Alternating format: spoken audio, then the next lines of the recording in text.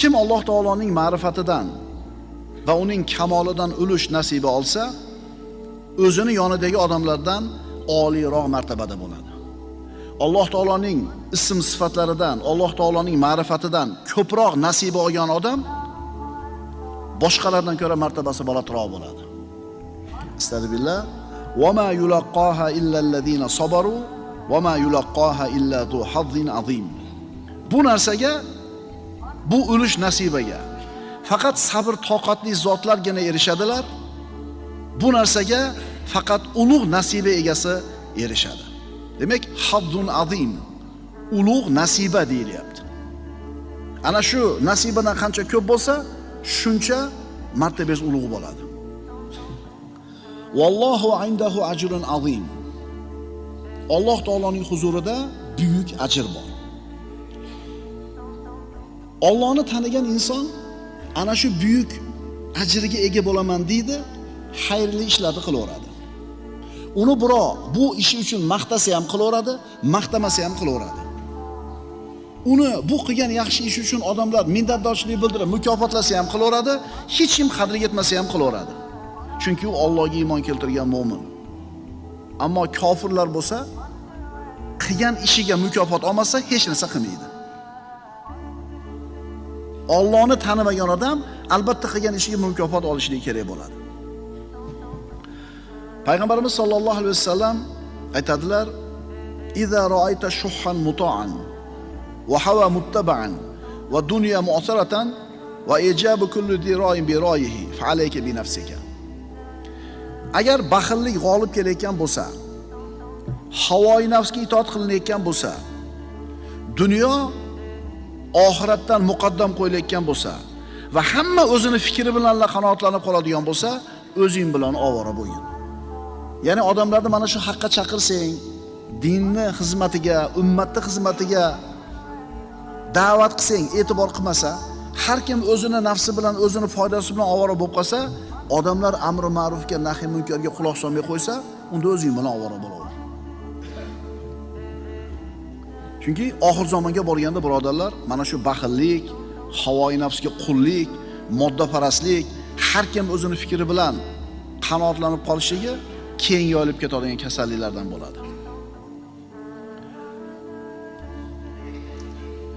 Insonga ato qilingan eng ulug' ne'mat nima? Sog'likmi? Boylikmi? Tinchlikmi? Farzandlarmi? Ha, biz aytib o'tgan bu narsalarni Alloh taolo musulmonga ham, kofirga ham beravergan. Demak, bu narsalar eng ulug' narsalar emas. Inson zotiga bu dunyoda beriladigan eng ulug' narsa bu Alloh taoloning ma'rifati, Alloh taoloni tanish va unga itoatda bo'lish. Tanish va itoatda bo'lishlik. Vallohu indahu ajrun azim. Allohning huzurida buyuk ajr bor. Mana shu o'rinda ozgina mulohaza qilish kerak. Otasi oddiy bir ishchi bo'lgan bola, 6 yoshar bola aytayaptiki, menda ko'p pul bor deyapti. Menda katta pul bor deyapti. Endi mana shu katta pul degan so'zni rivojlangan, taraqqiy topgan katta bir mamlakatning prezidenti aytdi. Iqtisodimizni yana ham rivojlantirgani katta mablag' to'plab qo'ydi dedi. 6 yoshar bola ham aytayapti katta mablag' deb. Katta mamlakatning prezidenti ham aytayapti katta mablag' deb. Qancha farq bor bu ikkala pul o'rtasida? Haliga yosh bolani ko'zida 500 so'm ham katta pul. 1000 so'm ham katta pul. 5000 so'm ham katta pul. Endi boyaga prezident aytgan katta puli qanaqa pul bo'ladi? Milliardlagan dollar bo'ladimikan? Endi Alloh aytayapti. Allohning huzurida buyuk ajr bor deyapti. İnsanlar buyuk ajr deganda bu insonchasiga tasavvur qilinadi, insonlarni tasavvuri bilan o'lchanadi. Endi Alloh taolo aytayotgan bo'lsa-chi? Shuning uchun birodarlar, esimizdan chiqmasin. Bu dunyodagi eng katta berilgan, inson zotiga beriladigan eng katta narsa nima ekan? Allohni tanish va unga itoatda bo'lishlik. Alloh taoloning ism va sifatlarini bilishingiz, uni rahmatidan xabardor bo'lishingiz, halimligini bilishingiz, saxovatini bilishingiz, boyligini, quvvatini bilishingiz. Albatta bu ulug' ato, ulug' ne'mat. Hal yastavillazina ya'lamuna vallazina la ya'lamun. Bilgan zotlar bilan bilmagan kimsalar barobar bo'lurmi? Allohni tanigan odam bilan Allohni tanimagan odam hech qachon teng bo'lmaydi. Birodarlar, eng katta ato, eng katta in'om Allohni tanishlik va unga itoatda turishingiz. Mana shu odam yutdi hayotda, mana shu odam yutkizdi hayotda degan gap bor. Yutdi shu odam deydi. Nima bilan yutdi? O'sha paytda chek olib qo'ygan edi. O'sha paytda gugut olib qo'ygan edi puliga. O'sha paytda mana qarang, yutdi deyotganimizda dunyo matohi qo'liga kattaroq kelib qolsa yutdi deyapmiz. Endi aytyapmizki, shu odam yutkizdi, chunki o'sha paytda sotib olgandi shu cheklarini deydi. O'sha paytda mana qilmagan edi. Biz yutdi, yutkizdi deyotganimizda insonlar dunyo matohidan kechib turib aytamiz. Mashina yutdi deydi. Las Vegasga borib turib avtomatda bitta tortuvdi deydi haligi. Igro avtomatda jackpotni yutib oldi deydi. 276 million dollarni yutdi deydi. Bizi ko'zimizda o'sha 276 million dollarni yutdi-da bu odam. Endi sizni nazaringizda chakana pulmi endi, o'lang, u katta pulda. Endi buni bu yerga faqat hayoti shikolatda bo'lish kerakmi? Yo'q. Hozir aytyapmiz-ku, insonlar yutdi deganda insoniy o'lchov tushunchasi bilan yutdi deyapti. Lekin shariat o'lchov bilan aytsa nima edi? Yutdimi bu rostdan? Bu harom edi bu. Bu qimordi puli edi. Qancha odamlarning qaqshati olib to'plangan pul edi. Bo'ldi, endi umrning oxiriga yo'q. Shuning uchun birodarlar, yutdi, yutkizdi deyotgan paytda odamlar qo'ygan o'lchov tushuncha bilan o'lchamaylik kim yutgan, yutkizganligini. Alloh taolo aytayapti. Mana kim yutdi, kim yutkizdi. Hadis qudusida aytiladi. Alloh taolo aytadi. Ibn Adam, utulubni tajidni. Ey odam bolasi, meni qidir, meni izla, topasan. Fa iza wajadtani wajadta kull shay. Agar meni topsang, hamma narsani topding. Meni topsang, yutding. Kim aytayapti yutding deb? Agar meni topa olmasang, hech narsani topmading. Agar meni topmagan bo'lsang, yutkizding. Va ana ahabbu ilayka min kulli shay. Men sen uchun hamma narsadan ko'ra suyukliroqman. Kim yutibdi? Allohni topgan yutibdi. Allohni tanigan yutibdi. Allohga itoatda bo'lgan yutibdi. Tanidingiz, topdingiz, itoatda bo'ldingiz, keyin yutdingiz. Bir rolik ko'rib qoldim. Shu motivatsiya qiladigan odamlarga mana motivировать qiladigan bir motivator chiqib turib, qo'lida arqon turibdi. Arqonni tasavvur qiling. Juda ham uzun arqon, so'dirab sahnani u yog'iga olib chiqib ketishibdi. Sahnani shuni ushlab turib taliyodam arqonni. 10 santimetrlik izolenta o'rab qo'yibdi. Ko'k izolenta o'rab qo'yibdi. Arqon chiqib ketgan sahnadan tashqariga. Endi tasavvur qilinglar, mana hayot mana ipga o'xshasin deyapti. Bu ipni cheki yo'q deyapti. Mana bu izolenta baylangan 10 santimetr qismi dunyo hayoti. Qolgani oxirat deyapti. Yigitlar, ana shu 10 santimetrlik izolentaga aldanib qolmaylik. Chunki yutdi deb kim aytayapti? Alloh. Allohni tanigan, topgan va unga itoatda bo'lgan. Mo'min odamning ulug'ligi Allohni tanishi bilan bo'ladi. Allohning ulug'ligi mo'minning qalbini to'ldirib turadi. Ammo mo'min bo'lmaganlarning qalbi dunyo bilan to'ladi.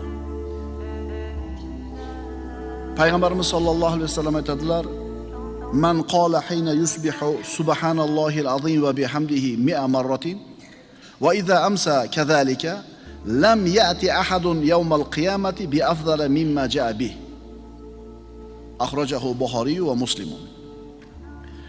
Rasululloh aytibdilar: kim tong ottirganda 100 marta subhanallohil azim va bihamdihi desa, kechki payt ham xuddi shu so'zni 100 marta aytadigan bo'lsa, u keltirgan narsadan ko'ra afzalroq narsani qiyomat kunida hech kim keltira olmagan bo'ladi. Mana shu kalimani kim aytadigan bo'lsa, qiyomat kunida bironta kimsa u keltirganchalik narsani keltira olmagan bo'ladi. Nima bilan? Kalima bilan. Allohni tanimagan kofirlarning qalbi dunyo bilan to'ladi. Ular mana shu dunyo uchun hamma narsaga tayyor turishadi. Aytishadiki, dunyoda bor yo'q bir marta yashaymiz deydi. Shuning uchun o'ynab, kulib, maishat qilib olishlik kerak deydi. Aslida hayot shunaqami? Yo'q. Bular yutdimi? Yo'q, yutkizdi bular. Alloh taolo nima deydi? Ya'lamuna zohiran minal hayati dunya. Bunaqalar Allohni tanimaganlar. Dunyo hayotini zohirinigina bilishadi, ustunlikla bilishadi. Shuning uchun Allohni tanigan mu'min bilan tanimagan kofir o'rtasida katta farq bor. Bularning o'rtasida, ikkisining o'rtasida osmon bilan yerchalik farq bor. Allohga yo'liqishga tayyorgarlik ko'rishi insonning ulug'ligiga dalolat qiladi. Inson bu dunyoga keldi o'zini ixtiyorisiz. Dunyoga inson o'zini ixtiyoridan tashqari keldi, endi ixtiyori bilan yashaydi. Ammo dunyodan chiqib ketayotganda ixtiyor bo'lmaydi.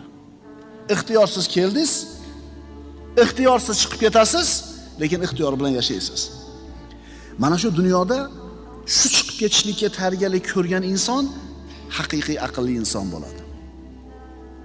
Alloh taolo aytadi Qur'onda, astagfirullah, "Va ma qadarulloha haqqa qadrihi." Ular Allohni to'g'ri taniy olmadilar. Odamlar Allohni to'g'ri taniy olmadilar. Ammo mu'minlar to'g'ri taniydi. Dunyoga kelishing uni ixtiyori bilan edi. Erkak ayol bo'lishing uni ixtiyori bilan edi. Hayotingdagi kengchilik, to'g'rilik uni qo'lida edi. Musibatlarni keltirish yoki qaytarish uni qo'lida edi. Hamma narsa uni qo'lida edi. Sen Allohni taniding. Demak sen yutding. Demak sen yutding. Alloh taolo siz bilan bizni ibodat qilishga buyurishdan avval qalbimizni xotirjam qilib qo'ygan. Ilayhi yurja'ul amru kulluhu. Hamma ish Alloh taologa qaytadi. Shuning uchun sen ibodatingni qil, tavakkal qil. E'tibor beryapsizmi? Ibodat qil, tavakkal qil deyishdan avval nima deyapti? Hamma ish meni qo'limda deyapti. Tanidingizmi? Yutdingiz. Insonni g'aflatda qolishligi bu uchun katta musibat hisoblanadi. Ana shu g'aflatda qolmaslik uchun as-subuh bo'lgan Robbimizni doim zikr qilib turishimiz kerak bo'ladi. Eng katta musibat insonning g'ofil bo'lishi. Eng baxtsiz inson Allohning zikridan g'ofil bo'lgan inson. Robbimiz as-subuh bo'lgan inson. As-subuh degani har qanday aybdan pok. Insonni dunyoda saodat topishligi, birodarlar, Allohning zikri bilan bo'ladi. Astagfirullah. Va man a'rada an zikri fa inna lahu ma'ishatan donka. Kim mening eslatmamdan, deydi Alloh taolo, yuz o'girsa, Allohni zikr qilishidan, Allohning Qur'onidan yuz o'girsa, fa inna lahu ma'ishatan donka. Bas unga tang hayot bo'ladi. Aytdi-ku, odamlar yutdi deyapti. Odamlar yutkizdi deyapti. Bu insoniy o'lchov bilan. Lekin Alloh aytayapti, kim yutgan, kim yutkizgan haqiqiy. Kim mening eslatmamdan yuz o'girsa, albatta u uchun tang hayot bo'ladi, ya'ni baxtsiz hayot bo'ladi. U dunyosi bo'lsa bo'lmasa farqi yo'q. Erkak ayol farqi yo'q. Qaysi zamonda yashaydi farqi yo'q. Allohni tanimadi, Allohni eslatmasdan yuz o'girdimi? Nima bo'ladi bu inson? Albatta xor bo'ladi. Albatta tang hayotga uchraydi. Buni kim aytayapti? Robbil alamin bo'lgan as-subuh Alloh taolo. Demak inson as-subuh bo'lgan Robbisini zikr qilib, maloikalardan ham oliyroq maqomda bo'lishi mumkin. Yoki Robbisidan g'ofil bo'lib, kofir bo'lib, hayvonlardan tubanroq holatga tushib qolishi mumkin. Birodarlar, inson unda aql bor, shahvat bor. Ikkalasi bor. Farishtalarda aql bor, shahvat yo'q. Hayvonlarda shahvat bor, aql yo'q. Inson aqli shahvatidan ustun kelsa, maloikalardan ham balandroq maqomga ko'tariladi. Agar aqli shahvatidan past kelsa, shahvati aqlidan ustun kelsa, hayvondan ko'ra tubanroq holatga tushib qoladi. Astagfirullah. Innal ladina amanu va amilus solihati ulayka hum khayrul bariyya. Ana shu shahvatini aqli yengan, aqli shahvatidan ustun bo'lgan insonlar, mu'minlar, Alloh aytayapti, albatta iymon keltirgan va yaxshi amallar qilgan zotlar ana o'shalar yaralmish jonli zotlarning eng yaxshisidir. Aqlingiz shahvatingizdan ustun kelsa, eng yaxshi jonzotsiz. Alloh aytayapti. Endi kofirlarchi? Aqllaridan ko'ra shahvat ustun keldi. Ular haqida Alloh nima deydi? Innal ladina kafaru min ahlil kitabi wal mushrikina fi nari jahannama khalidina fiha ulaika hum sharrul bariyya. Albatta ahli kitobdan va mushriklardan bo'lgan kofir kimsalar jahannam o'tida bo'lib, o'sha joyda ular mangu qolurlar. Ana o'shalar eng yomon maxluqdirlar. Birodalar, agar insonning aqli shahvatidan ustun kelsa, maloikalardan oliy maqomda bo'ladi. Agar shahvati aqlidan ustun keladigan bo'lsa, hayvonlardan ko'ra tubanroq holatga tushib qoladi. Koinot haqida tafakkur qilish insonni Alloh taologa tasbih aytishlikka olib boradi. Borliq haqida tafakkur qilar ekan, aqlini ishlatar ekan, Qur'onda buyurilganidek mahluqotlar haqida fikr yuritar ekan, uning bu fikr yuritishligi Allohni ulug'lashlikka, subhanalloh deyishiga olib boradi. Insonni tasbihga yetaydigan ishonchli yo'l mana shu bo'ladi. Payg'ambarimiz sollallohu alayhi vasallam aytadilar: "Tafakkaru fi mahluqatillah va la tafakkaru fi zatihi fatahlaku." Allohning mahluqotlari haqida fikr yuritinglar, Allohning zoti haqida emas. Aks holda halokatga uchraysizlar. Allohning zoti haqida fikr qilib bo'lmaydi. O'tgan darsimizda aytdik, Allohning zoti qanday ekanligini sizni aqlingiz idrok qila olmaydi. Allohning zotini idrok qila olmasligingni idrok qilishing, Allohning zotini idrok qilishing dedik. Shuning uchun inson har qancha aqli kuchli bo'lmasin, har qancha bilimi katta bo'lmasin, Allohning zoti qanaqa ekanligini idrok qilishlikka quvvati yetmaydi. Lekin mahluqotlar haqida ancha ko'p fikr qilsang, shunchalar bu ishda yuksalsang, Alloh taoloning azamatini shunchalar yaxshiroq bilasan. Shuning uchun Allohdan Allohning olim bandalari qo'rqadi deydi Alloh taolo Qur'onda. Mana tafakkur qilishlik mahluqotlar haqida insonni tasbihga olib boradigan ishonchli yo'l deb aytdik. Mana insonni miyasi haqida ozgina bir fikr qilaylik. Insonning miyasida 140 milliardga yaqin neyron hujayralar bor.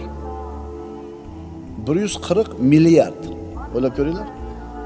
Hali-haligacha ularning hammasini ishini, funksiyasini insonlar bilmaydi.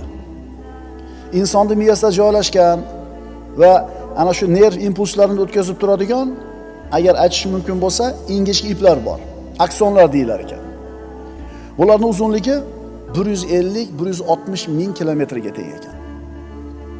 O'ylab ko'ring-da, shu kichkinagina miyangizga shu narsa joylashgan. Mana shu 14 milliarddan ko'proq bo'lgan neyron hujayralarida xotirangiz bor, nutqingiz bor, ko'zingizni ko'rishi bor, tafakkur bor, eshitishingiz bor, mulohazangiz bor, hammasi shuning ichida. Ana shu 14 milliard hujayra bor yo'g'i bug'doyni donasichalik hajmga ega ekan. O'ylab ko'ringlar-da.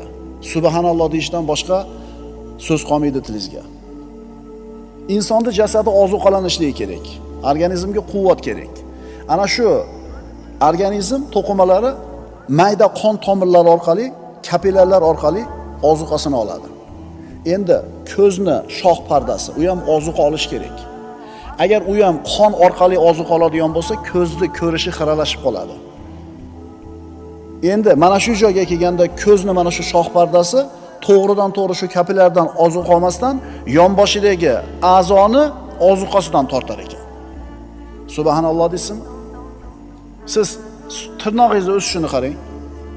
Bolangizni sekin-sekin bo'yi cho'zayotganligi, vazniga vazn qo'shilayotganligini qarang. Siz ozgina fikr qilib ko'radigan bo'lsangiz, subhanalloh deyishdan boshqa chorangiz qolmaydi. Sunallohillazi atqana kulla shay. Bu kimning ishi? Bu har bitta ishni puxta qilgan zot Alloh taoloning ishi. Ko'chada ketyapti bir odam, bog'da ketyapti, tog'da ketyapti, bir ilonga ko'zi tushdi. Ko'zi ilonni ko'rdi, darrov qo'rqib ketadimi? Yo'q. Ko'z orqali ma'lumot miyaga uzatiladi. Miya uni xatar ekanligini o'qiydi. Endi qarang, buni misoli nimaga o'xshaydi? Bir odam kasal bo'ldida, laboratoriyaga borib turib analiz topshirdi. Analiz qog'ozlarini chiqarib berishdi. U o'qib ko'radi. Tushunadimi nima ekanligini uni? Tabib emas, tushunmaydi. Tabibga boradi, bu qog'ozning nima ekanligini o'qib tushuntirib beradigan tabib buni aytadi, mana kasal bo'libsiz deydi.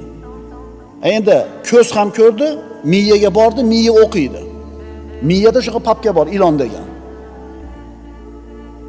Surat ko'rgan, har bir hodisa voqealarda eshitgan, biror ilon chaqib olgan degan, video roliklar ko'rgan, shu papka uyg'onadi. Va miya butun tanaga buyruq beradi. Bu qandaydir 1-2 sekund o'rtasida bo'layotgan narsa.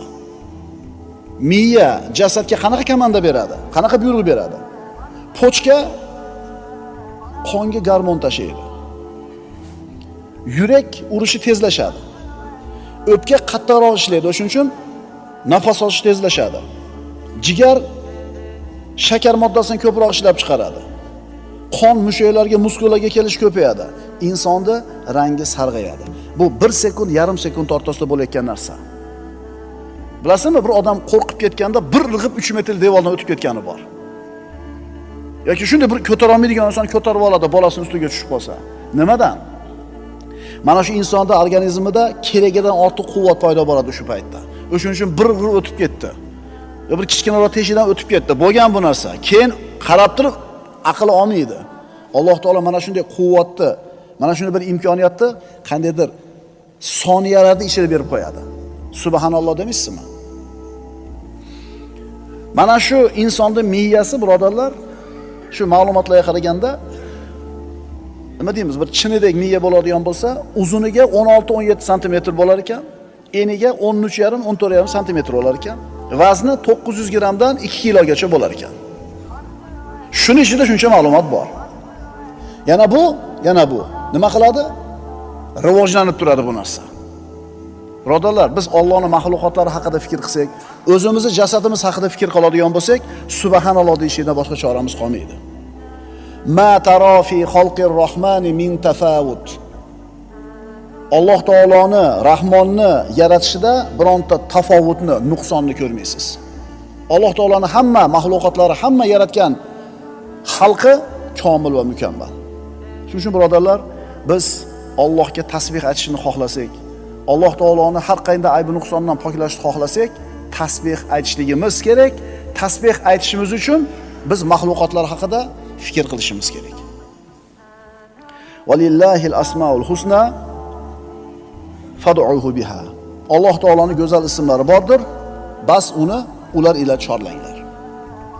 As-subbuh, ko'p ulug'lanadigan, ko'p poklanadigan zot. O'zi Alloh taoloni poklashlikni Allohga keragi yo'q. Allohni poklash bizga kerak. Har qancha poklamaylik, mahluqotlar har qancha poklamasin, talab darajasida poklay olmaymiz. Bizni o'zimiz nuqsonli bo'lganimizdan keyin tasbihimiz ham nima bo'ladi? Nuqsonli bo'ladi. Insonning muammosi nimada? Allohni bor deb ishonib qo'yishligi oson. Alloh bor deb iymon keltirib qo'yishligi, kalima keltirib qo'yishligi oson. Insonning muammosi Allohni ulug'lashlikda. Astagfirullah. Innahu kana la yu'minu billahil azim. Albatta u hayotladik chog'ida, hayotda dunyoda ulug' Allohga iymon keltirmagan edi. Ya'ni Allohga iymon keltirdi, ishondi, lekin ulug' Robbisiga iymon keltirishligi zaif bo'ldi, Allohni ulug'lashligi sust bo'ldi. Mana iblis ham birodarlar Allohga borligiga iymon keltirgan. Xalaqtani min narin va xalaqtahu min tin deydi. Meni olovdan yaratding, uni Odam alayhisalom tuproqdan yaratding dedi. Ya'ni Rob ekanligini tan olyapti. Lekin buyrug'ini bajarishga kelgan paytda u kibr qildi. Demak, iymon keltirib qo'yishlikni o'zi bu kifoya emas ekan. Ana shu iymon keltirilgan Robbisini hukmini bajarishlikda qoyim bo'lishligi kerak. Iblis nima dedi? Qola anzirni ila yawmi yub'asun. Qayta tiriladigan kungacha meni o'ldirmagin. Qarang, Alloh taolo qayta tiriltirishiga ham iymoni bor. Alloh yaratganiga ham iymoni bor iblisni, lekin ulug'lashga kelganda, Allohning hukmini ulug'lashga kelganda nima qildi? Kibr qildi, osiylik qildi. Agar aqlini yeb qo'ygan ozchilik odamlarni hisobga olmasangiz, odamlarning aksariyati Allohning borligiga iymon keltirgan, ishonadi. Ammo ana shu Allohning borligiga ishonganlarning muammosi Allohning hukmlariga bo'yin egishlikda. La ilaha illalloh Muhammad rasululloh dedi, tamom, musulmon biz uchun. Endi ana shu itoati, Allohning buyruqlariga bo'ysunishligida ular bir-biridan tafovutli bo'ladi. Bu taqvo deyiladi. Alloh azza va jalla inson uchun bu dunyoda nima kerak bo'lsa, hamma narsani ato qilib qo'ydi. Shunday bo'lsa ham inson Allohga ibodat qilishlikda qosir bo'ldi. Innahu kana la yu'minu billahi al-azim. Ana shu odamning muammosi nima deydi? Buyuk bo'lgan Robbisiga iymon keltirishlikda, uni hukmlariga bo'ysunishlikda nuqsonli bo'lganligi. Mana Alloh taolo aytayapti. Astagfirullah. Va la yahuddu ala ta'amil miskin. Falaysa lahu al-yawma hahuna hamim va la ta'amun illa min ghislin la ya'kuluhu illa al-khati'un. Chunki u hayotda dunyodalik paytida ulug' Allohga iymon keltirmas edi va miskin bechoraga taom berishga targ'ib qilmas edi. Ko'ring, amalda susudi bu odam. Endi-chi, bas bugun bu yerda uning uchun biron do'st, madadkor yo'qdir va biron taom ham yo'qdir, faqat yiringdan bo'lgan bir taomki, uni faqat kofirlar yerlar. Alloh taoloning mana shu Al-Azim degan so'zi Qur'onda Al-Azim kalimasi 120 tadan ko'proq o'rinda keladi. Va huwa robbul arshil azim. Va u Alloh buyuk arsh sohibidir. Va huval aliyyul azim. U eng oliy va buyuk bo'lgan zotdir. Vallohu zul fazlil azim. Alloh buyuk fazl egasidir. Alloh siz bilan bizni dunyoga kiritdi, bor bo'lishlik ne'matini berdi. Hidoyat ne'matini berdi va nasl qoldirishlik ne'matini berdi. Bu Alloh taoloning fazli. Va Alloh taolo butun borlig'ini bizga bo'ysundirib berdi. Bir fikr qilib ko'ring. 4 ta odamni quvvati yetmaydigan bitta tuya shunday ip tushab so'dirasa orqasidan bo'ysunib ketyapti. Kerak bo'lsa 10 ta odamda kuchi yetmaydigan ot insonga nima qilyapti? Bo'ysunyapti. Alloh qodir edi ularda bo'ysunmaydigan qilib qo'yishlikka ham. Shuni o'ylangda, subhanalloh deng. Vahiy orqali, payg'ambarlar orqali bizni haqqa chaqirdi, bizni tarbiyaladi.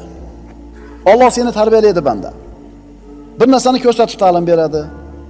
Bitta musibatni beradi, ta'lim beradi. Kenglik beradi, ta'lim beradi. Torlik beradi, nasihat qiladi, musibat soladi. Kim Allohni yaxshi ko'raman desa-yu, unga qulchilikni bajarmagan bo'lsa, bu gapi quruq da'vo. Biz ham Allohga iymon keltirganmiz desa-yu, Allohning hukmiga bo'ysunishida suskashlik qilayotgan bo'lsa, bu gapi quruq da'vo bo'ladi. Ha, la ilaha illalloh Muhammad rasululloh dedi, biz uchun musulmon u. Kalima uni musulmon qiladi. Biz ikkilamaymiz, aqidamiz bu. Endi sen shu kalimaning quvvatini qilayotgan amalingda ko'rsat. Va hayoting ham shu amalingga bog'liq bo'ladi, osoyishta bo'lishligi. Alloh bilan bandaning o'rtasidagi aloqa, birodarlar, muhabbat asosida bo'lish kerak. Savol. Hozir juma o'qigani keldinglar. Majbur keldinglarmi? Yo yaxshi ko'rib qalbingizda muhabbat bilan keldinglarmi? Do'konni yopib olsang, hamma yopib ketibdi, uyatda endi. Atrofdagi hamma do'konlar yopib ketdi jumaga. Men olsam hozir nima bo'ladi? Uyat bo'ladi. O'shuning uchun nima qilish kerak? So'rang o'zingizdan, jumaga nima deb keldingiz? Yaxshi ko'rib keldingizmi? Demak, sizni Allohga qilayotgan qulchiligingiz muhabbat asosida ekan. La ikroha fid din. Dinda majburlash yo'q. Namozda Alloh uchun o'qing. Muhabbat bilan o'qing. Hidoyat qilganiga shukr keltirib o'qing. Ramazon ro'zasi keldimi, xursand bo'lib kutib oling. Chunki keyingi Ramazongacha bormisiz, yo'qmisiz Xudo biladi. Sizga gunohlardan tozalanishga imkon berdi. Siz yaxshi ko'rib qiling ro'zani, yaxshi ko'rib bering zakotni, yaxshi ko'rib bering sadaqani. Alloh nimani xohlaydi bandasidan? banda Allohning eshigi oldiga, Alloh taoloning huzuriga o'zini xohishi bilan, muhabbati bilan kelsin. Alloh bandalarni yaxshi ko'rishligini aytayapti. Endi banda ham Robbisini yaxshi ko'rsin. Demak, banda Allohni yaxshi ko'rish kerak. Banda Allohni tanidi, ammo yaxshi ko'rmadi. Yaxshi ko'rmagan bo'lsa, demak tanimabdi hali u. Chunki inson tanigan tarafni yaxshi ko'ra oladi, tanimaganda yaxshi ko'ra olmaydi. Endi tanidim, yaxshi ko'rdim desa-yu, bo'yin sunmagan bo'lsa, bu gapi ham quruq da'vo bo'ladi, birodarlar. Shuning uchun biz Allohni tanishimiz kerak, muhabbatli bo'lishimiz kerak va hukmlarda qoyim va doim bo'lishimiz kerak.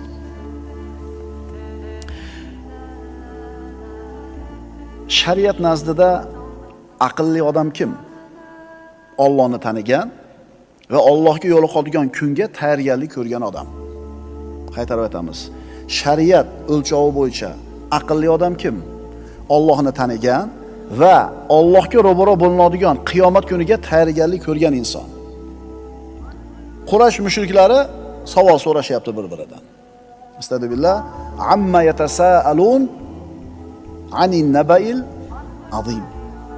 Mushriklar bir-birlaridan nima haqida so'rashmoqdalar? Ulug' xabar haqida. Ulug' xabar nima edi? Qiyomatning borligi.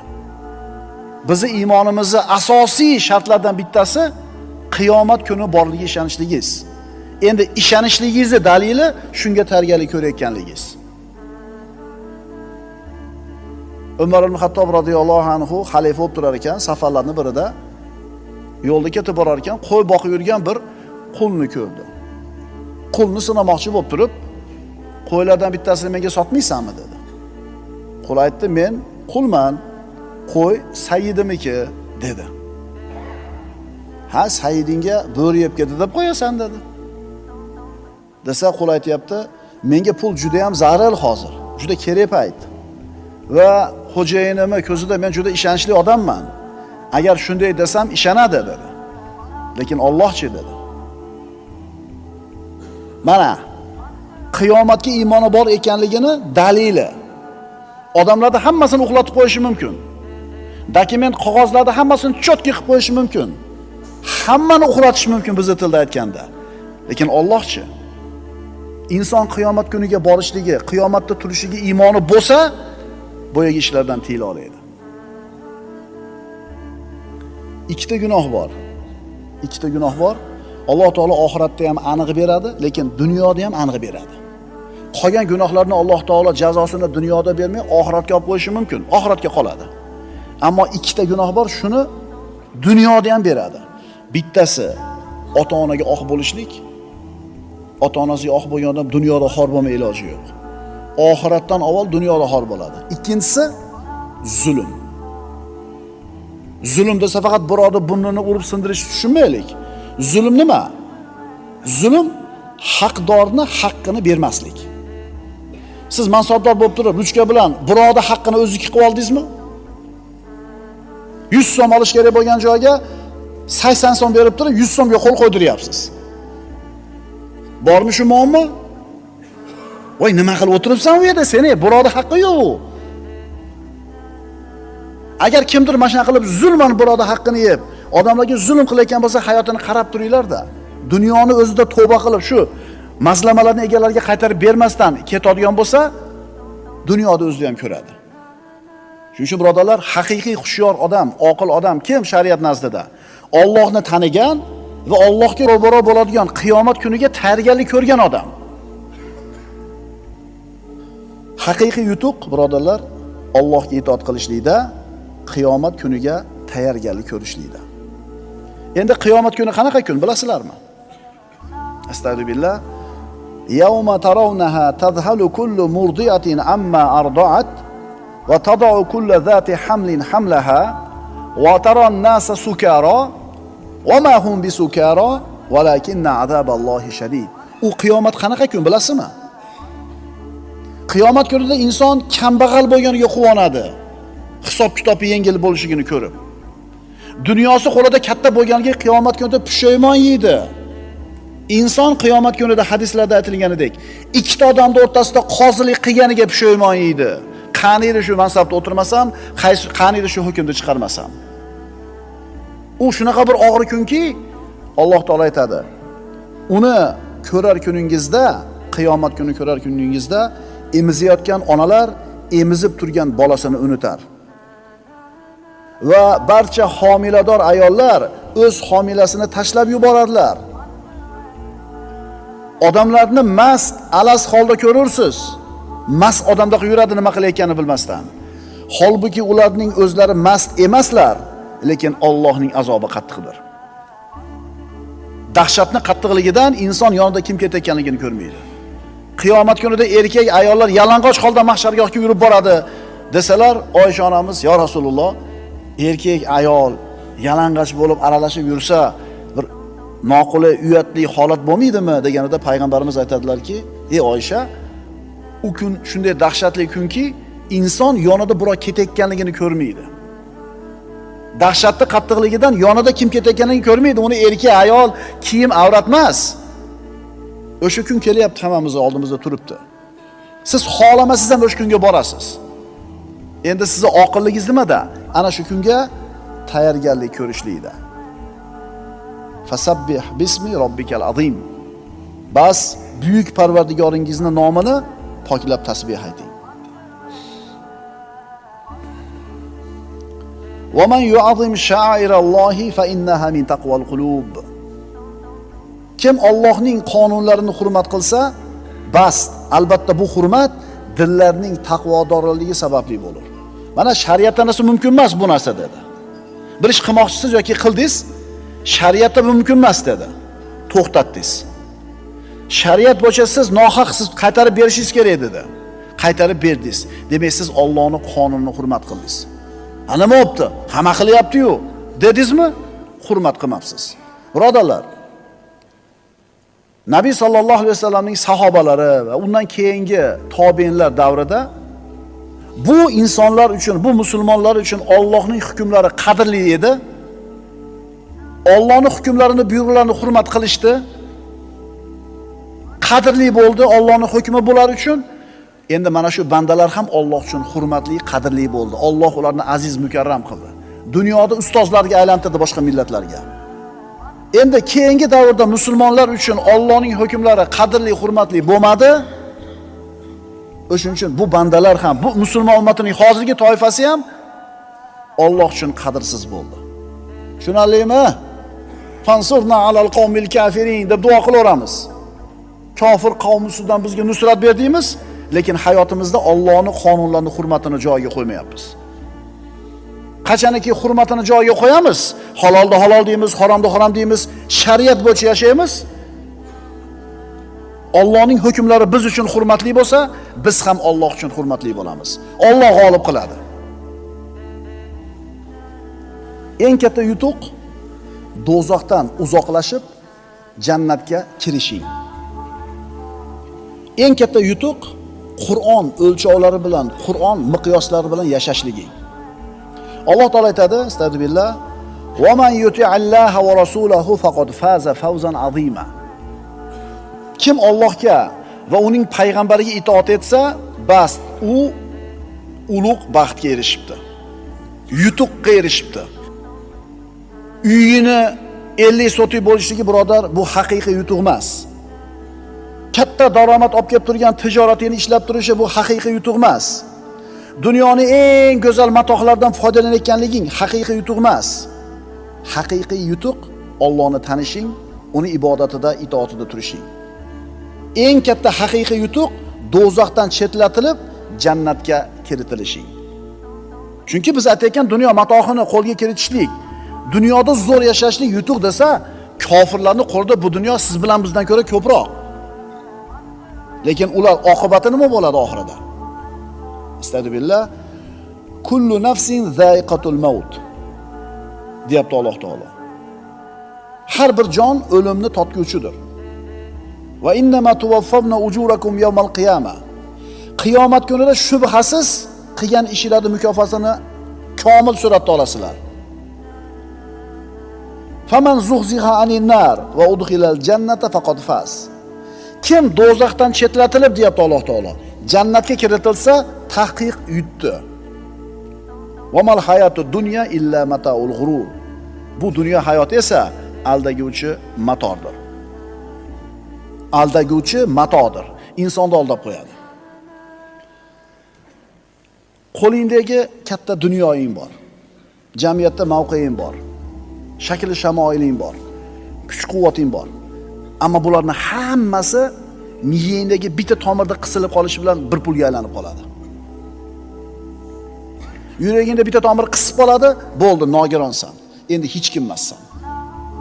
Mana shunday qo'lingdagi narsalar bilan ne'matlanib, zo'r bo'lib turishliging bitta tomiringga bog'liq. Shu tomiringni qisib qo'yadigan kim? Shuning uchun subhana robbiyal a'lo deylik. Sabbihisma robbikal a'la. Bir odam boradi, endi yo'q. Ketyapti, ko'z yumilib ketdi, jarga tushib ketdi. Pul ham qoldi, mansab ham qoldi, hurmat ham qoldi. Endi hech kim emas. Shuning uchun insonning oqilligi Alloh aytgan aziz narsani aziz deb bilish, Alloh arzimas, haqir deb aytgan narsani haqir deb bilish. Nimani tuzatish? O'lchov va tushunchani, hayot haqidagi tasavvurni tuzatishlik. Biz eng baxtli odamlarmiz, birodarlar. Yoppasiga, chunki avvalambor la ilaha illalloh Muhammad rasululloh deganlardanmiz. Ikkinchidan, ana shu la ilaha illalloh Muhammad rasululloh degan kalimani taqozosi bilan yashashim kerak degan g'amimiz bor. Mana shu bilan hammadan baxtlimiz. Ana dunyo matohi, endi bo'lsa bo'ldi, bo'lmasa yo'q. Ozgina sabr qilaylik, ketib qolamiz. 100 yil burun bu yerda o'tirganlardan bittasi yo'q edi. 100 yildan keyin bu yerda o'tirganlardan birortamiz qolmaymiz. Qaranglar-da. O'shunda nimasiga quvonasiz? Allohni taniganingizga va uni hukmi bilan yashaganingizga. Biz baxtli inson ekanmizmi? Demak, oqil odam, xushyor odam Alloh ulug' degan narsani ulug' deb biladi, Alloh haqir deb aytgan narsani haqir deb biladi. Alloh taoloni tanigan, uni hukmida turgan musulmonning qalbi, birodarlar, ulkan qalb bo'ladi. Uni oldida har qanaqa katta narsa haqir narsaga aylanib qoladi. Ammo Allohning manhajidan uzoq, Allohning dinidan uzoq bo'lgan insonni qalbi kichkina bo'ladi, uni ko'zida kichkina narsa ham katta narsa bo'lib ko'rinadi. Albatta ikkita qalb o'rtasida farq bor.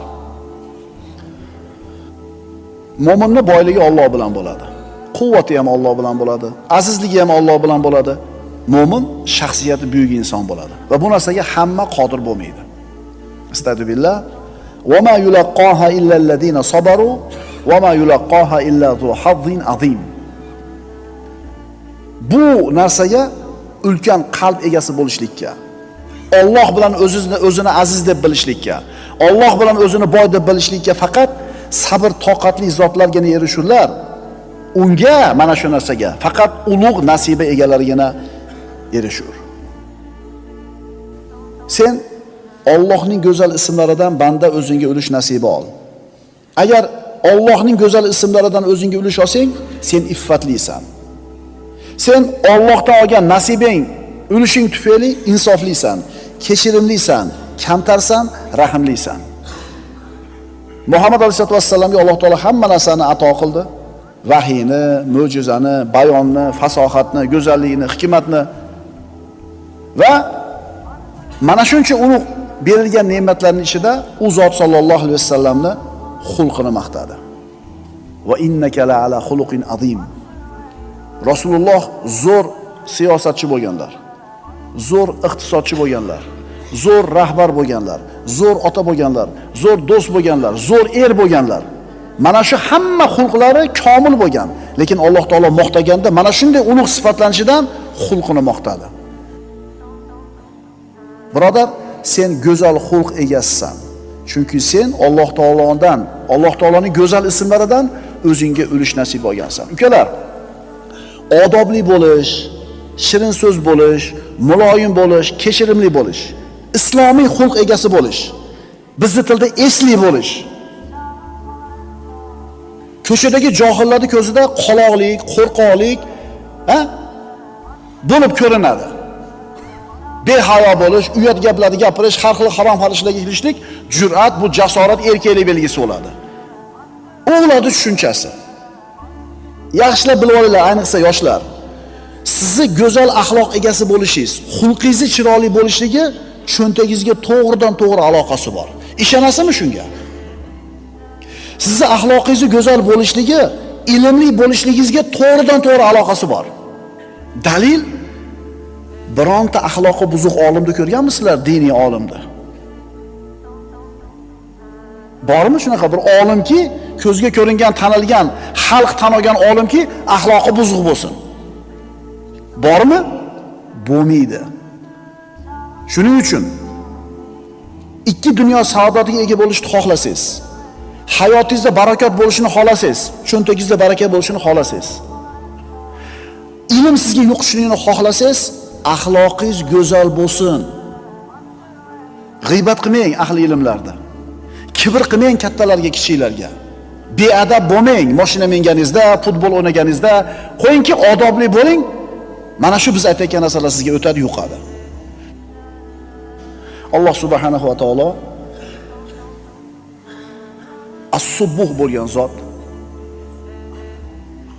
Siz bilan biz as-subuh bo'lgan Robbimizni har qanday ayb va nuqsondan poklashlikka buyurilganmiz. Tasbih aytishlik siz bilan bizni Alloh taologa yaqin qiladigan ulug' ibodatlardan hisoblanadi. Payg'ambarimiz sollallohu alayhi vasallamning hadis shariflarida vorid bo'lgan. Oysha onamiz roziyallohu anhodan bu hadis Imom Muslimdan keltiriladi. Oysha onamiz aytadilar: "Kana yaqulu fi ruku'ihi va sujudihi subuhun quddusun robbul malaikati va ruh." Rasululloh sollallohu alayhi vasallam o'zining rukulari va sajdalarida subuhun quddusun robbul malaikati va ruh der edilar. Ya'ni mazmuni malaikalarning va ruhning Robbisi bo'lgan Alloh pokdir va muqaddasdir. Mana namozda, rukuda, sajdada subhana robbiyal azim, subhana robbiyal a'la deymiz. Mana shu subhanak so'zi subuh ismidan olinyapti. As-subuhning ma'nosi. As-subuh tasbih so'zidan olingan. Tasbih ulug'lashlik va poklashlik degani. Alloh azza va jalla siz bilan bizga o'zini zikr qilishlikni buyurdi. Ko'p zikr qilishni buyurdi. Estağfirullah. Ya ayyuhallazina amanu zkurulloha zikron kaseera. Ey mu'minlar, Allohni ko'p zikr qilinglar. Ko'p. Bu yerda birodarlar buyruq. Bu buyruq fe'li. Ya'ni siz bilan bizga Allohni ko'p zikr qilishlik vojib bo'ladi, lozim va lobud bo'ladi. Ko'p zikr qilishlik kishini iymoniga, taqvosiga dalolat qiladi. Chunki munofiqlar ham Allohni zikr qilishgan, lekin oz zikr qilishgan. Va la yazkurunalloha illa qalila. Ular Allohni juda ham oz zikr qilishadi. Ya ayyuhallazina amanu zkurulloha zikron kaseera. Ey mu'minlar, Allohni ko'p zikr qilinglar. Nima deb o'ylaysizlar? Nechta ko'p deyapti? Mana zikrlarimiz bor. Rasululloh mana duoni 100 marta aytganlar, mana tasbihni 100 marta aytganlar, mana 200 marta aytganlar. Anas ibn Malikdan rivoyat hadisda kim Qul huvallohu ahad surasini har kuni 200 marta o'qisa, 50 yillik gunohlari bo'lsa ham avvalgi gunohlari kechiriladi deganlar. Mana sanog'i bor. Anas ibn Malikdan sahih hadis bu. 20 minut vaqt ketadi. Mo yosh kattalarimiz, ayniqsa mana o'sha Qul huvallohni bilasizlar, 200 marta o'qib yuring kunda 50 yillik gunohlar kechirilar ekan. Zikr alohida tema, birodarlar, bu tasavvufga tegishli narsa-da bu. Tasavvufda ayrim birodarlarimiz tushunmagani uchun kufr shirk deyveradi. Tasavvufda asli o'zini o'qinglar-da. Jabroil alayhisalomning hadisi Umar ibn Xattobdan. Rasululloh sollallohu alayhi vasallam bilan birga o'tirgan edik. Soch soqollari qop-qora, kiyimlari oppoq kishi to'satdan kirib kelib, Rasulullohni oldiga borib o'tirib, tizzasini tizzasiga tegizib savol so'radi. Islom nima? Iymon nima? Ihson nima? Bu hadisni Umar ibn Xattob rivoyat qilyapti. Ya'ni Umar ibn Xattob hadislarni oz rivoyat qilgan, chunki o'tib ketgan u kishi. Muhaddislar hadis yiqqusha. Ikkinchisi bu hadisni qadrini baland qiladigan Jabroil alayhisalom o'zi kelyapti. Odam suratida, yaxshiroq eslab qolishinlar uchun odamlar. Shunda dinimizni 3 qismga bo'lib beryapti, aytish mumkin bo'lsa. Islom, iymon, ihson. Islom nima ekanligini o'rgatadigan ilm fiqh deyiladi. Halol, harom, mumkin emas, muboh, makruh, mustakira. Iymon nima ekanligini qaysi ilm o'rgatadi? Aqida. Endi mana uchinchisini nima qilamiz? Sufi, tasavvuf, tariqat desa shirk, kufr deydiganlarimiz bor-da, tushunmaganligimiz uchun. Inson odatda o'zi bilmagan narsaga dushmanlik qiladi. Tasavvuf, birodarlar. Uchinchi, Jabroil alayhisalom so'ragan, ihson nima ekanligini o'rgatadigan ilm tasavvuf deyiladi. Mana shu tasavvuf degan ilmdan uzoqligimiz uchun qalblarimiz qatib ketgan. O'shuning uchun namozda turganimizda nechinchi rakatdaligi esimizdan chiqib qoladi. O'shuning uchun quloq qoqishimizga haqlarimiz, qarzlarimiz esimizga tushadi.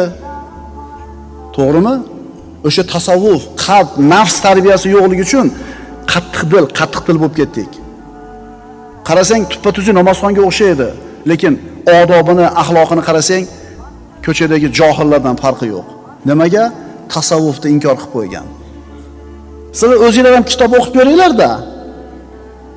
Har qanday buloq chiqqan joyda toza bo'ladi suvi. Keyin oqib 1 kilometr, 2 kilometr oqqandan keyin chang tushadi, loy tushadi. O'sha joyda emas, chiqqan joydan ichin suvda. Shuning uchun shart inkor qo'ymanglar, birodarlar. Bu hadisda dinni 3 qismga bo'lib berdi ilmini. Fiqh ilmi, aqida ilmi, tasavvuf ilmi. Qalbning musaffoligi, nafsning pokizaligi haqidagi ilm. Shuning uchun payg'ambarimiz sollallohu alayhi vasallam aytadilar: "Bari'a minan nifaqi man akthara min zikrillah." Allohni ko'p zikr qilgan odam nifoqdan omon bo'ladi. Qaytaramiz.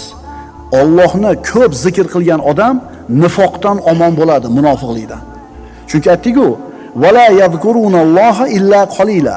Munofiqlar ham Allohni zikr qilgan, faqat ozgina zikr qilgan. Ey iymon keltirganlar, Allohni ko'p zikr qilinglar. Mana endi Alloh taoloning Subbuh ismini dars qilyapmiz. Subbuh, as-Subbuh ismi tasbih so'zidan olingan ekan. Mana endi tasbih aytishligimiz ham birodarlar haqiqiy bo'lishligi kerak. Alloh taoloni har qanday ayb nuqsondan, kamchiligidan poklashlik degani. Subbuh, ya'ni Alloh.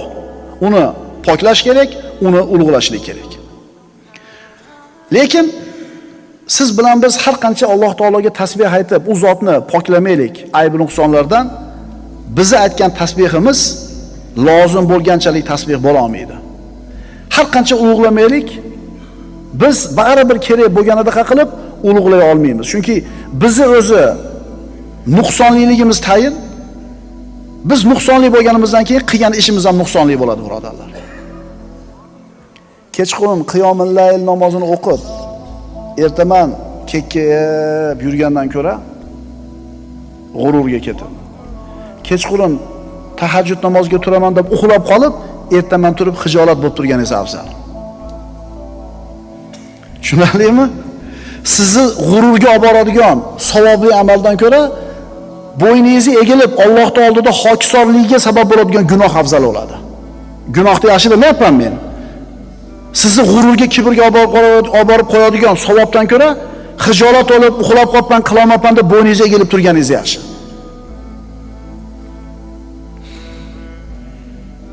Butun mavjudotlar Allohga tasbih aytsa ham birodarlar kifoya qilmaydi. Ularning aytgan tasbihlari Allohning azamati, ulug'ligiga yarasha bo'la olmaydi. Chunki bandalar Alloh taoloning azamati, ulug'ligi qanchalar katta, ulkan ekanligini bilishga qodir emas-da. O'shuning uchun ular aytgan tasbihi hech qachon talab qilinganda bo'lmaydi. Payg'ambarimizning hadislaridan bir odam bir duoni aytdi, bir zikrni aytdi. Malaikalar haligi bandani aytgan zikrini nechta savob deb yozishlikni bilmasdan Robbisi subhanahu va taologa murojaat qilishdi, iltijo qilishdi. Parvardigor, ana bandang shunaqa bir gapni aytdi, shunaqa bir zikr qildi seni. Qancha savob yozishni bilmayapmiz uni daftariga. Nima dedi bandam? Alloh biladi nima deganini. Lekin farishtalarning tilidan eshitishni xohlaydi. Banda aytdi: "Ya Robbi, lakal hamdu kama yanbaghi li jalali wajhika va azimi sultonik." dedi. Nima degani edi? Ey Parvardigor, senga shunday hamd va sano bo'lsin. Kama yanbaghi li jalali wajhik. yuzingni ulug'ligi qanday bo'lsa, va azimi sultonik, saltanatingning buyukligi qanchalik bo'lsa, shunga yarasha hamd va sano bo'lsin dedi. Shunda farishtalar qancha savob yozishni bilmay qolishdi. Chunki farishtalar ham bilishmaydi Alloh taoloning yuzi qanchalar ulug', saltanati qanchalar buyuk. Yotib olinglar shu duoni. Ya Robbi lakal hamdu kama yanbaghi li jalali wajhika va azimi sultonik. Qiyinmi? Qiyin emas. Yotib olinglar shu duoni. Lekin har qancha hamd aytmang, har qancha tasbih aytib Allohni poklamang, sizni tasbihingiz talab darajasida bo'lmaydi. Chunki sizning amallaringiz baribir nuqsonli bo'ladi. Allohga tasbih aytishimiz, uni ulug'lashimiz lozim bo'ladi. Lekin Alloh taolo bizni tasbihimizga muhtoj emas. Biz uni ulug'lashimizga muhtoj emas. Allohga tasbih aytish bizga kerak. Qanchalar Allohni ulug'lar ekanmiz, tasbih aytar ekanmiz, shu bilan Allohga yaqin bo'lamiz. Allohga qancha yaqin bo'lsak, ikki dunyoda saodat topamiz. Suv quymasangiz gul nima bo'ladi ahvoli? Quriydi, so'liydi, o'ladi. Xuddi shunga o'xshagandek zikr bo'lmasa, qalb qatiydi, qalb quriydi, qalb og'riydi, lekin sezmaysiz buni. Qalbingiz o'ladi lekin. Masalul ladzi yadhkuru robbahu vallazi la yadhkuru robbahu kamasalil hayyi val mayyiti. Robbisini zikr qiladigan odam bilan Robbisini zikr qilmaydigan odamning misoli tirik odam bilan o'lik odamning misoliga o'xshaydi. Allohga tasbih aytish birodarlar bizga kerak, Allohga emas. Alloh taolo aytadi, astagfirullah. Va qala Musa in takfuru antum va man fil ardi jami'an fa innalloha lag'aniyyun hamid. Musa alayhisalom aytdi, agar sizlar o'zinglar va yer yuzidagi barcha kishilar kofir bo'lsanglar ham Allohga zarar yetkaza olmaysizlar. Zero Alloh sizlarda shukr qilishingizdan behojat, hamd va sano egasi bo'lgan zot. Allohga kerak emas bizning tasbihimiz. Senga kerak banda. Ayt, Allohga yaqin bo'l. Ko'p ayt, Allohga yaqin bo'l. Allohga yaqin bo'lgandan keyin saodat top dunyoda. Sabbihisma robbikal a'la. Eng oliy zot bo'lmish Parvardigoringizning nomini poklang. Bu birodarlar ilohiy buyruq. Sen tasbih aytayotganingda ufuqul a'lodasan. Eng oliy ulug' ish ustidasan. Mayda, razil, past ishlar ustida emassan. Taassuf odamlarning juda ko'pi ayni mana shunday past, safsata, razil ishlar bilan ovora bo'lishadi. Bu ishiga qachon pushaymon edi, bilasizmi? Ko'zi yumilib ochilgandan keyin, o'lib tirilgandan keyin biladi. Bu telefon ushlab o'tirishligi, zikr qilmasdan har xil narsalar bilan ovora bo'lganligi xato ekanligini umrini boy bergandan keyin tushunadi. Mana yosh kattalar bir paytlar bo'lar edi, kallaylar shunaqa bir 4 marta eshitsangiz yotlab olardingiz. Bo'larmidi? Bo'lar edi. Hozir bormi shu kalla? Pushaymon bormi, yo'qmi? Pushaymon bor-a? Telefon ushlaganlar ettiroq ketadi kallaylar. Ko'proq telefon o'ynaylik. Ko'proq telefon o'ynaylik. Ana shu pas, razil, safsata ishlar bilan ovora bo'lgan odam ahvoli nima bo'ladi? Alloh taolo aytadi, astagfirullah. Qul innal xosirinallazina xosiru anfusahum va ahlihim yawmal qiyamah. Albatta ziyonkorlar qiyomat kunida o'zlariga ham, ahli oilalariga ham ziyon qilguvchi kimsalardir. O'ylanib ko'ring-da. Qachon oxirgi marta o'sha qo'lingizdagi telefonni yoki televizorni o'chirib turib, dasturxon ustida bola chaqangiz bilan yuziga qarab o'tirib, bir Allohning bir oyatini yoki payg'ambarimizning biron bir hadisini muhokama qilgandingiz? Ancha o'ylanish kerak. 1-2 oyda qaytarish kerak. Qachon o'tiradi? Yo'qlimatda. Seni Allohga yaqin qilgan har bitta narsa tasbih. Seni Allohga yaqin qilgan har bitta so'z, har bitta ish bu tasbih bo'ladi. Sen Allohning azamati, qudrati, rahmati, intiqomi, lutfi, marhamat haqida tafakkur qilasan. Ana shu tafakkur qilishing tasbih. Burjlar haqida gapirding osmondagi. Allohni eslatdi. Bu tasbih. insonning jasadidagi bir ajoyibotlarni gapirib, odamlarga Allohni eslatding. Bu ham tasbih. Qur'on oyatlarini sharhlading. Shu ham tasbih. Senga Allohni eslatadigan har bitta narsa tasbih bo'ladi. Tushunarlimi? Inna laka fin nahari sabahan tawila. Albatta siz uchun kunduzi uzun, tinimsiz mashg'ulot bordir. Ya'ni zikrda bo'ling doim. Alloh taoloni zikr qilishlikning cheki yo'q. Mol dunyoni, umuman borlig'ini, tabiatning cheki-chegarasi bor. Har qancha pulingiz ko'p bo'lmasin, birodar, pulingiz cheki bo'ladi. Va pulingiz har qancha ko'p bo'lmasin, abedda bir chin ovqat yeysiz. Boshingizga bitta do'ppi kiyasiz. Bitta pastelda yotasiz. Bularda barining chegarasi bor. Ammo sen agar Allohni tanisang, poklab ulug'lasang, sen Xoliqul Kawn bilan aloqaga chiqding. Endi bu saodatning oldida dunyoning hamma matohi qadrsiz bo'lib qoladi. Tasbih Allohni unga loyiq bo'lmagan har qanday narsadan poklashing. Mattaxoda sohibatan vala valada. Robbimiz subhanahu va taolo biron juft yoki farzand tutgan emasdir. Qarang, kimdir aytishi mumkin, palonchini Alloh kofir qilib yaratdi. Kofir qilib yaratdi. Dunyoga kofir bo'lib keldi. U Allohning irodasini amalga oshirdi. Shuning uchun abadiy jahannamda bo'ladi. Bu birodarlar, Alloh taoloni sha'niga to'g'ri kelmaydigan gap. Allohni poklang bu narsadan. Alloh hech kimni musulmon kofir qilib qo'ymaydi. Dunyoga kelganda fitratda tug'iladi. Islom fitratida.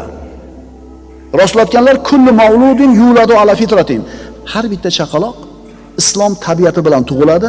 Keyin ota-onasi uni yo yahudiy qiladi, yo nasroniy qiladi, yo majusiy qiladi. Agar Alloh taolo bir bandani kofir qilib yaratgan bo'lsa, unda qiyomatda nimaga hisob-kitob qiladi? O'zi kofir qilib qo'ygan bo'lsa, o'zi bunaqa bo'lmaydi. Unda hujjat Allohni zarariga bo'lib qoladi-yu. Alloh taolo aytadi: "Va hal nujazi illa al-kafur." Biz faqat kofir bo'lgan kimsagagina mana shunday jazo beramiz. Boshqa oyatda hali mushrik bo'lgan kimsalar agar Alloh xohlaganida biz ham ota-bobolarimiz ham na mushrik va na biron narsani harom qilib olmagan bo'lar edik deyshadi.